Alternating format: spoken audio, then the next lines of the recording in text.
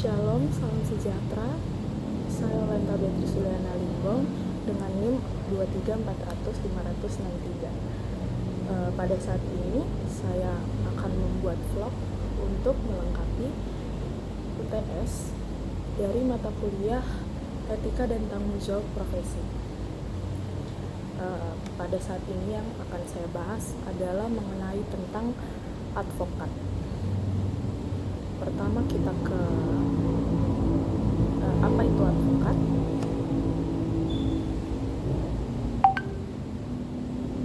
Jadi advokat adalah seseorang yang memiliki profesi di bidang hukum yang memberikan jasa hukum baik di dalam maupun di luar pengadilan kepada klien, baik perseorangan maupun badan hukum. Di Indonesia, istilah advokat secara resmi digunakan setelah berlakunya Undang-Undang Nomor 18 Tahun 2003 tentang advokat. Sebelumnya dikenal juga istilah seperti pengacara, penasihat hukum, konsultan hukum, dan kuasa hukum, yang kini digabung menjadi satu istilah, yaitu advokat. Kemudian ada syarat untuk menjadi advokat. Untuk menjadi advokat di Indonesia, seseorang harus memiliki beberapa syarat. Antara lainnya yang pertama, yaitu dia adalah seorang warga negara Indonesia. Dia memiliki kewarganegaraan sebagai warga negara Indonesia. Kemudian memiliki latar belakang pendidikan hukum, yakni lulusan sarjana hukum yang pasti atau sarjana syariah. Yang ketiga, mengikuti pendidikan khusus profesi advokat atau dalam kurung PKPA. Kemudian ada magang selama 2 tahun di kantor advokat yang sudah berpraktik. Kemudian ada lulus ujian profesi advokat UPA yang diselenggarakan oleh organisasi advokat. Dan yang terakhir, diangkat secara resmi oleh pengadilan tinggi dan diambil sumpahnya sebagai advokat. Kemudian ada peran dan fungsi advokat.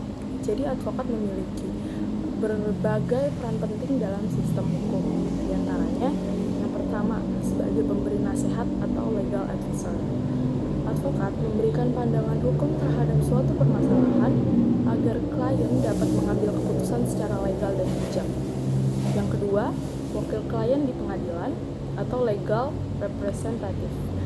Advokat memiliki klien dalam proses peradilan, baik sebagai penggugat maupun tergugat, terdakwa maupun pelapor dalam kasus pidana, perdata, tata usaha negara, dan sebagainya.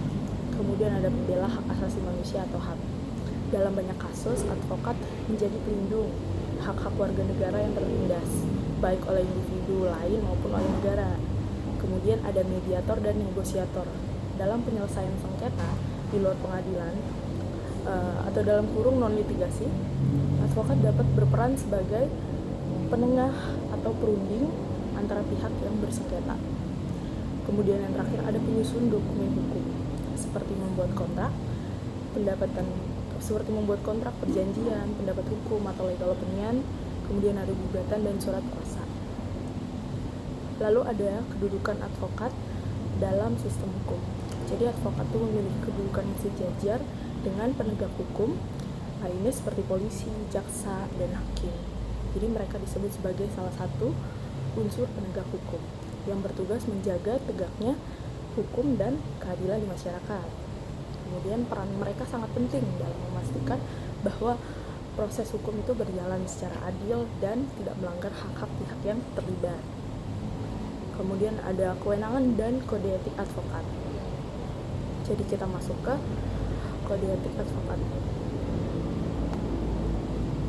Di pasal 1 ada pengertian dari advokat yang secara jelasnya. Advokat adalah orang yang berpraktek memberi jasa hukum, baik di dalam maupun di luar pengadilan, yang memenuhi persyaratan berdasarkan undang-undang yang berlaku, yang sudah tadi saya sebutkan, baik sebagai advokat, pengacara, penasihat hukum, pengacara praktek, ataupun sebagai konsultan hukum. Nah, jadi ini ada beberapa orang yang yang disebut tadi, tapi sebagai menjadi satu menjadi advokat. Kemudian ada juga penjelasan dari klien. Jadi klien itu adalah orang, badan hukum atau lembaga lain yang menerima jasa atau bantuan dari advokat dari advokat tersebut. Kemudian ada pengertian dari advokat Indonesia. Jadi advokat Indonesia adalah warga negara Indonesia yang bertakwa kepada Tuhan Yang Maha Esa, bersikap satria, jujur dalam mempertahankan keadilan dan kebenaran dilandasi moral yang tinggi, luhur, dan mulia, dan yang dalam melaksanakan tugasnya menjunjung tinggi hukum, Undang-Undang Dasar Republik Indonesia, kemudian kode etik advokat, serta sumpah jabatannya. Jadi di pasal 3 juga ada beberapa kalau advokat tuh dapat menolak untuk memberi nasihat dan bantuan hukum kepada setiap orang yang memerlukan jasa atau bantuan hukum dengan mempertimbangkan karena sesuai dengan keahlian dan bertentangan dengan hati nuraninya.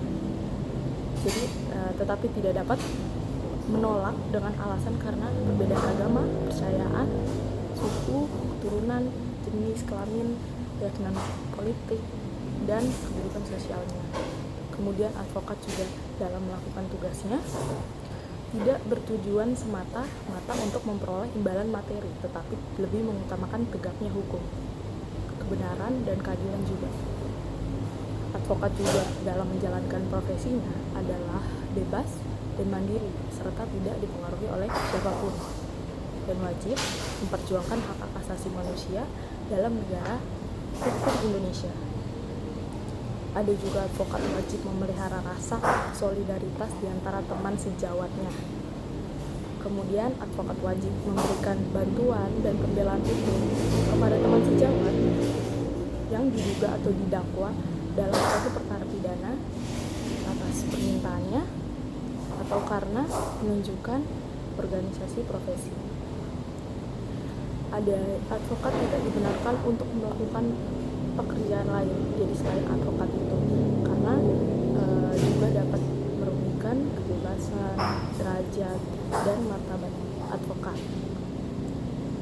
Advokat juga harus senantiasa menjunjung tinggi profesi advokat sebagai profesi terhormat atau officium noble. Advokat dalam menjalankan profesinya harus bersikap sopan terhadap semua pihak, namun wajib mempertahankan dan martabat advokat tersebut.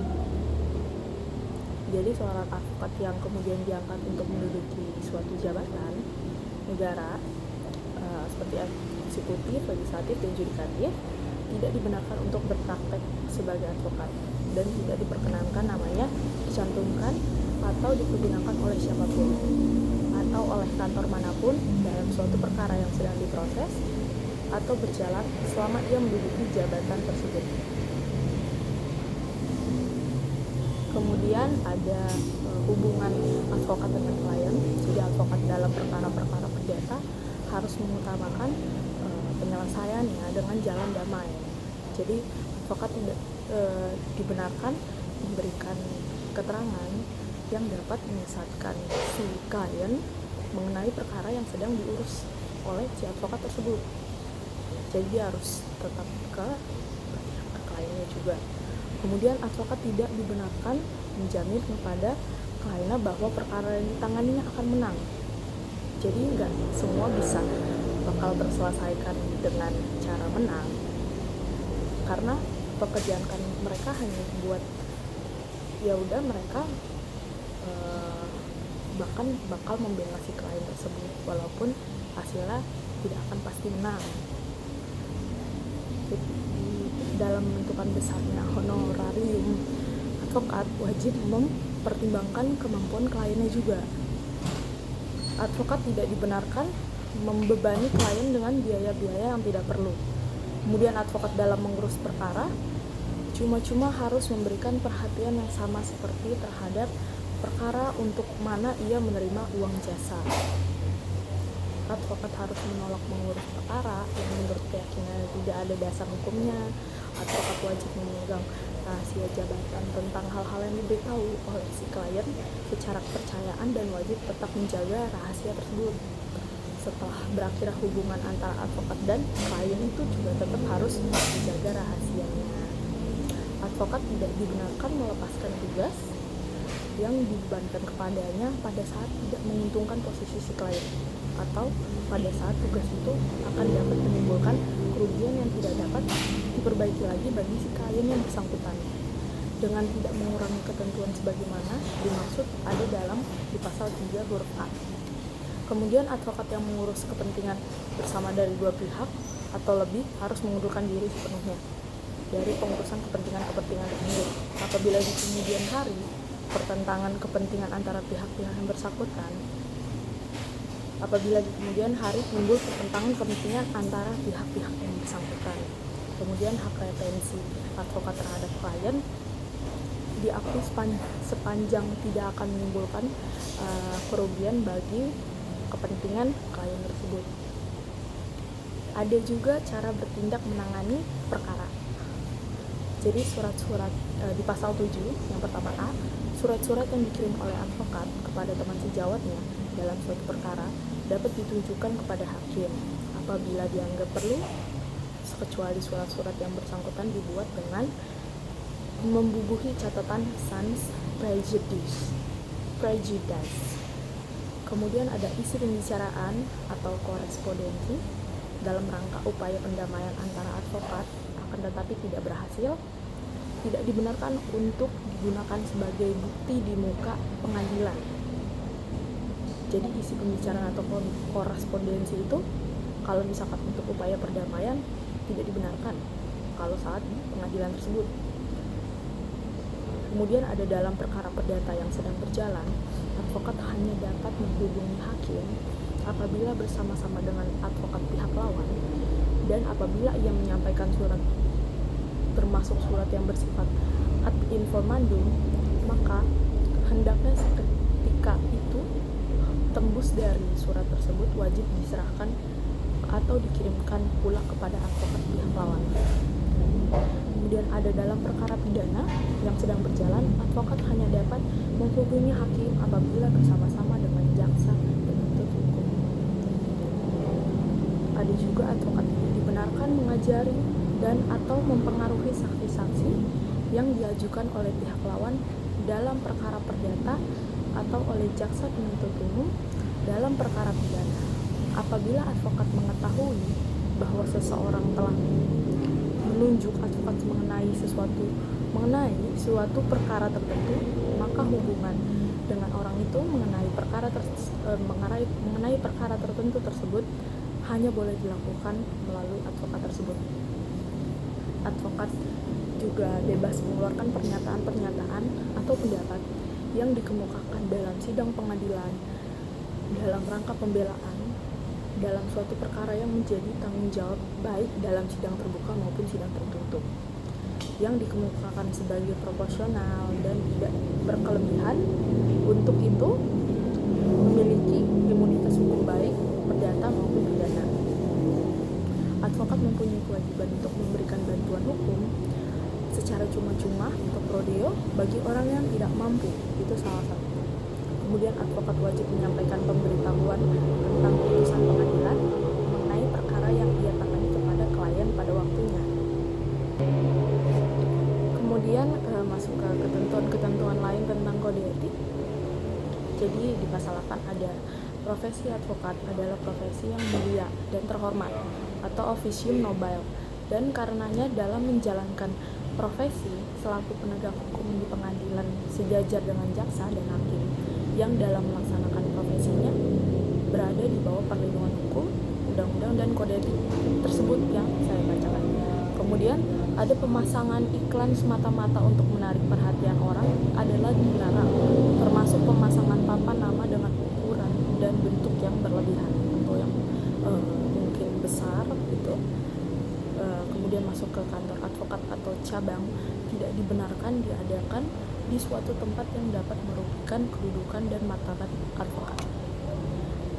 Lalu ada advokat tidak dibenarkan mengizinkan orang yang bukan advokat mencantumkan namanya sebagai advokat di papan nama kantor advokat, atau mengizinkan orang yang bukan advokat tersebut untuk memperkenalkan dirinya sebagai advokat. Jadi hanya advokat yang bisa bilang bahwa dirinya adalah advokat. Yang bukan advokat tidak dibenarkan. Kemudian advokat tidak dibenarkan mengizinkan karyawan-karyawannya yang tidak berkualifikasi untuk mengurus perkara atau memberi nasihat hukum kepada klien dengan lisan atau dengan tulisan. Advokat tidak dibenarkan melalui media massa mencari publisitas bagi dirinya dan atau untuk menarik perhatian masyarakat mengenai tindakan-tindakan sebagai advokat mengenai perkara yang sedang atau yang telah ditanganinya, kecuali apabila keterangan-keterangan yang dia berikan itu bertujuan untuk menegakkan prinsip-prinsip hukum yang diwajibkan oleh setiap advokat. Ada juga advokat dapat mengundurkan diri dari perkara yang akan dan atau diurusnya apabila timbul perbedaan dan tidak dicapai kesepakatan tentang cara penanganan perkara dengan kliennya. Lalu ada advokat yang sebelumnya pernah menjabat sebagai hakim atau panitera dari suatu lembaga peradilan tidak dibenarkan untuk memegang atau menangani perkara yang diperiksa pengadilan tempatnya terakhir bekerja selama 3 tahun semenjak dia berhenti dari pengadilan tersebut. Jadi harus setelah dari 3 tahun. Kemudian ada tata cara pengaduan terhadap advokat sebagai teradu yang dianggap melanggar kode etik advokat harus disampaikan secara tertulis disertai dengan alasan-alasannya kepada Dewan Kehormatan Cabang atau Daerah atau kepada Dewan Pimpinan Cabang atau Daerah atau Dewan Pimpinan Pusat di mana teradu menjadi anggota. Kemudian bila mana di suatu tempat tidak ada cabang atau daerah organisasi, pengaduan disampaikan kepada Dewan Kehormatan Cabang atau Daerah terdekat atau Dewan Pimpinan Pusat. Bila mana pengaduan disampaikan kepada Dewan Pimpinan Cabang atau Daerah, maka pimpinan cabang atau daerah meneruskannya kepada Dewan Kehormatan Cabang atau Daerah yang berwenang untuk memeriksa pengaduan itu. Kemudian bila mana pengaduan disampaikan kepada Dewan Pimpinan Pusat atau Dewan Kehormatan Pusat, maka Dewan Pimpinan Pusat atau Dewan Kehormatan Pusat meneruskannya kepada Dewan Kehormatan Cabang atau Daerah yang berwenang untuk memeriksa pengaduan itu baik langsung atau melalui Dewan-Dewan Pimpinan Cabang atau Daerah. Kemudian ada pemeriksaan tingkat pertama oleh Dewan Kehormatan Cabang atau Daerah. Dewan Kehormatan Cabang atau Daerah setelah menerima pengaduan tertulis tersebut yang disertai surat-surat bukti yang dianggap perlu menyampaikan surat pemberitahuan selambat-lambatnya dalam waktu 14 hari atau 2 minggu dengan surat kilat khusus tercatat kepada teradu tentang adanya pengaduan dengan menyampaikan salinan atau kopi surat pengaduan tersebut. Selambat-lambatnya dalam waktu 21 hari, pihak teradu harus memberikan jawabannya secara tertulis kepada Dewan Kehormatan atau cabang daerah yang bersangkutan, disertai surat-surat bukti yang dianggap perlu. Jadi jika dalam 21 hari tersebut teradu tidak memberikan jawaban tertulis dengan Dewan Kehormatan Cabang Daerah, menyampaikan pemberitahuan kedua dengan peringatan bahwa apabila dalam waktu 14 hari sejak tanggal surat peringatan tersebut ia tetap tidak memberikan jawaban tertulis, maka ia dianggap telah melepaskan hak jawabnya si teradu. Kemudian dalam hal teradu tidak menyampaikan jawaban sebagaimana diatur di atas yang sudah saya sebutkan tadi dan dianggap telah melepas hak jawabnya, Dewan Kehormatan Cabang atau Daerah dapat segera menjatuhkan putusan tanpa kehadiran pihak-pihak yang bersangkutan. Jadi dalam jawaban yang diadukan telah diterima, maka Dewan Kehormatan dalam waktu selambat-lambatnya 14 hari menetapkan hari sidang dan menyampaikan panggilan secara patut kepada pengadu dan terhadap teradu untuk hadir ke persidangan yang sudah ditetapkan tersebut. Kemudian